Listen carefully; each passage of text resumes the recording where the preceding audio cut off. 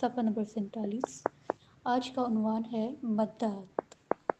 مدات جمع ہے مد کی۔ مد کا لغوی معنی ہے لمبا کرنا، کھینچنا، اور مد کے اصطلاحی معنی ہے حروف مدہ یا حروف لین پہ آواز کا دراز کرنا، یعنی آواز کو لمبا کرنا، آواز کو کھینچنا، اور مد کی جمع مدات ہے۔ پہلے ہم نے حروف مدہ سیکھے تھے، آج وہ مد جس کی علامت بھی لگائی جاتی ہے۔ 3 طرح سے آج ہم مد سیکھیں گے۔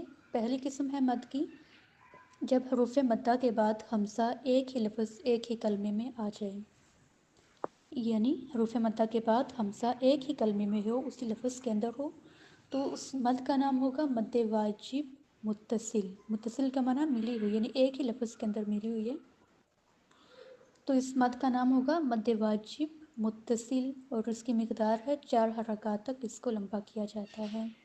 جیسے پہلا لفظ ہے جاء، اس میں دیکھیں جیم صبر الف جا، الف پہ مد ہے اور ہمزہ ایک ہی لفظ میں ہے، ایک ہی کلمے میں ہے، تو یہ ہے مد واجب متصل۔ 4 حرکات تک اس کو کھینچا جائے گا۔ اس کی مشق کرتے ہیں۔ اعوذ باللہ من الشیطان الرجیم، بسم اللہ الرحمن الرحیم۔ پہلا لفظ ہے، ہم اس کے ہجے بھی سیکھتے ہیں اور پورا لفظ بناتے ہیں۔ اس کے ہجے کیے جائیں گے جیم صبر الف مد جا، ہمزہ صبر آ، جاء۔ ایسے ہی جی آ کے جوڑ کیے جائیں گے جیم زیر یا مد جی، ہمزہ صبر آ، جی آ، جاء،